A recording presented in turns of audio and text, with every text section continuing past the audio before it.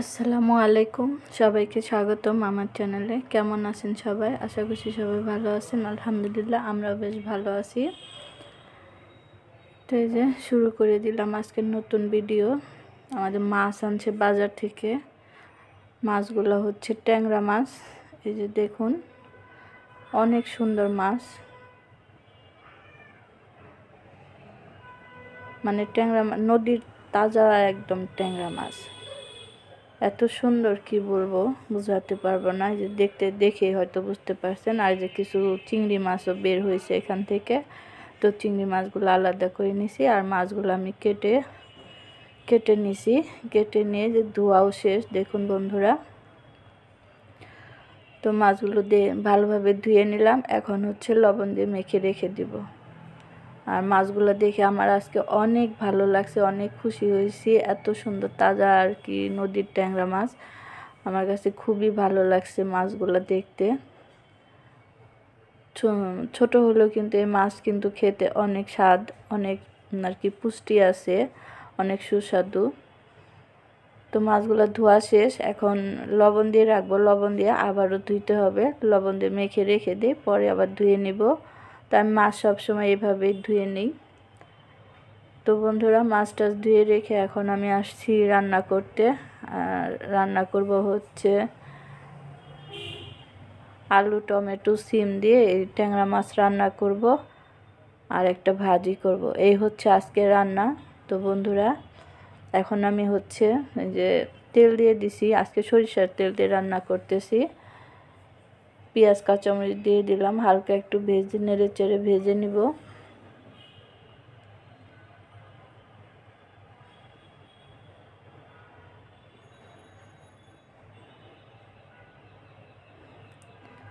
তো পেঁয়াজটা আমি ভেজে নিচ্ছি। আর এদিকে যে সোহাগের আব্বু দেখুন যে ধনিয়া পাতা বেছে দিচ্ছে। সব কুটাকাটি আমি করে নিছি, ধনিয়া পাতাটা বাছবো। তো সে বললো যে আমি বেছে দিই তোমাকে। তো ওই যে বাছতে বসে গেছে, আর আমি এদিকে তরকারিটা বসিয়ে দিচ্ছি। কারণ আমরা তো প্রতিদিনই জানেন আমাদের রান্না করতে দেরি হয়ে যায়, একদম 3টা 4টা বেজে যায় রান্না করতে করতে।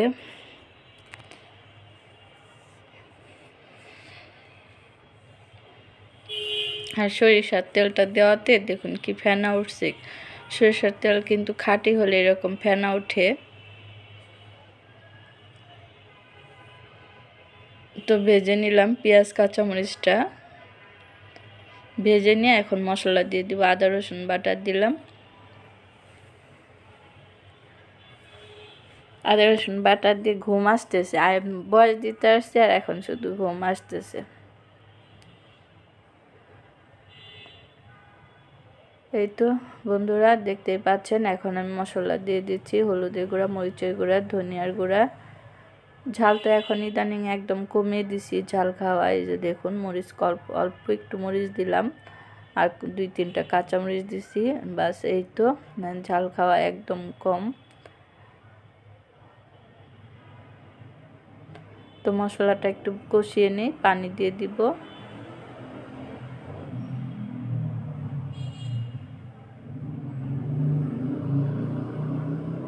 এই তো পানি দিয়ে দিলাম। পানি দিয়ে এখন আমি মশলাটাকে ভালোভাবে কষিয়ে নিব। লবণ দিয়ে দিছি স্বাদ মতো। না দেই নাই, না এখন দিব।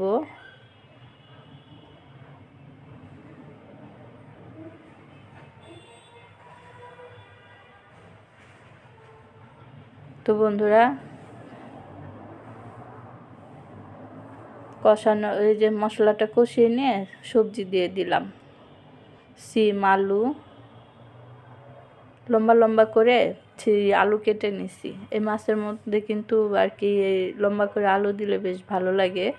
আলুগুলো হচ্ছে নতুন লাল লাল আলু। এই আলুটা খেতে অনেক মজা লাগে, অনেক মজার এই আলুটা।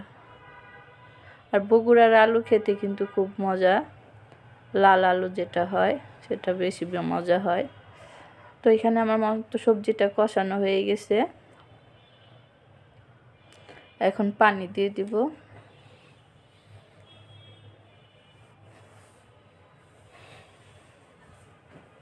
এই যে মাছ অর্ধেকটা রেখে দিছি, আর অর্ধেকটা রান্না করতেছি। তো এখন আমি সবজির সাথে মাছ কয়টা কষিয়ে নেব।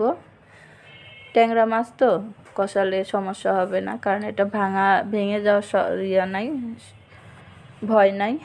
তাই একটু ভালোভাবে কষিয়ে নিচ্ছি সবজির সাথে। এটা মশলার সাথে কষিয়ে উঠিয়ে রাখলেও হয়। তো এখন ভালোভাবে আর কি আমি নেড়ে চেড়ে কষিয়ে নিলাম। আর এখন দিয়ে দিব হচ্ছে পানি, ঝোলের পানিটা দিয়ে দিব।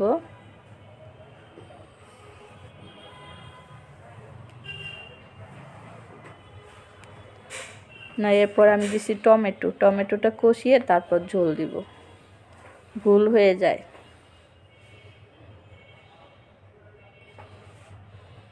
এই তো টমেটো দিয়ে দিলাম, টমেটোটা কষিয়ে নেই, তারপর হচ্ছে দিয়ে দিব পানি। আর মাছগুলো এত সুন্দর কি বলবো বন্ধুরা। আর টমেটো আলু দিয়ে ঝোল ঝোল করে রান্না করলে অনেক মজার হবে। এভাবে রান্না করলে এই মাছটা অনেক বেশি মজার হয়। তো এই তো পানি দিয়ে দিলাম।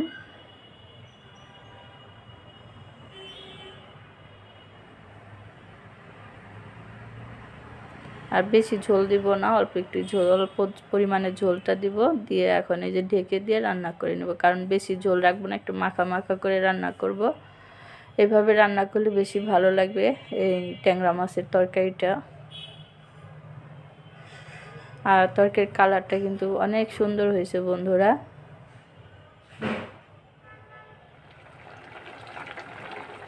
তো এই যে কিছুক্ষণ পর, মানে 5 মিনিট পর আবার আমি ঢাকনাটা উঠিয়ে নিছি। উঠিয়ে যে ধনিয়া পাতা দিয়ে দিলাম। টমেটো তো আমি আগেই দিয়ে দিছি, এখন ধনিয়া পাতা দিয়ে দিলাম। দিয়ে এখন আবারও ঢেকে দিয়ে আরও কিছুক্ষণ রান্না করব। দেখতেই পাচ্ছেন যে ঝোলটা অনেকটাই শুকিয়ে গেছে। তো এইভাবেই আর কি রান্না করবো। আর একটু জাল করে নেই, তারপর তরকারিটা নামিয়ে নেব। এই তো দেখুন আমার তরকারিটা হয়ে গেছে। মাশাআল্লাহ, আজকে তরকারিটা অনেক সুন্দর হয়েছে, খেতেও অনেক বেশি ভালো লাগবে। আর এদিকে আমি সিম আলু কপি ভাজি করে নিচ্ছি। ইদানিং এই ভাজিটা আমাদের বেশি করা হচ্ছে।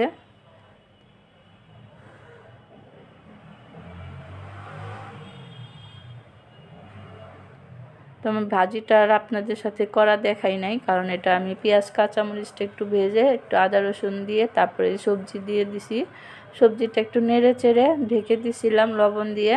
আর হলুদের গুঁড়া আজকে বেশি দেই নাই, হালকা একটু, দেখতেই পাচ্ছেন একদম আর কি সাদা সাদা করে ভাজিটা করতেছি। ধনিয়া পাতা দিয়ে দিলাম, এখন নেড়ে চেড়ে আবারও ঢেকে দিব। ঢেকে দিয়ে ভাজিটা করে নেব। মাশাআল্লাহ, আজকের ভাজিটাও অনেক সুন্দর হয়েছিল আর খেতেও অনেক ভালো হয়েছিল। আর এদিকে কি করছি দেখুন বন্ধুরা, যে কয়েকটা চিংড়ি মাছ দেখছিলেন, প্রথমে দেখাইছিলাম। ওই চিংড়ি মাছটা আমি ধনিয়া পাতা, পেঁয়াজ রসুন তারপরে হচ্ছে কাঁচামরিচ দিয়ে ভর্তা বানাইছি। এগুলো সব তেলের মধ্যে ব্লেন্ডারে যে ভর্তাটা বানিয়ে নিছি। আর আজকের ভর্তাটাও অনেক মজার হয়েছে বন্ধুরা। এই যে দেখুন, সোহাগের আব্বু বলতেছে আজকে ভর্তা দিয়ে খাওয়া হয়ে যাবে। ভর্তাটা এত মজার হয়েছে, চিংড়ি মাছের ভর্তা। তো অনেকদিন পরে এরকম একটু ভর্তা খেলাম, খুবই মজা হয়েছে। তো আজকের ভিডিওটা এই পর্যন্ত। সবাই ভালো থাকবেন, সুস্থ থাকবেন। আল্লাহ হাফেজ, আসসালামু আলাইকুম।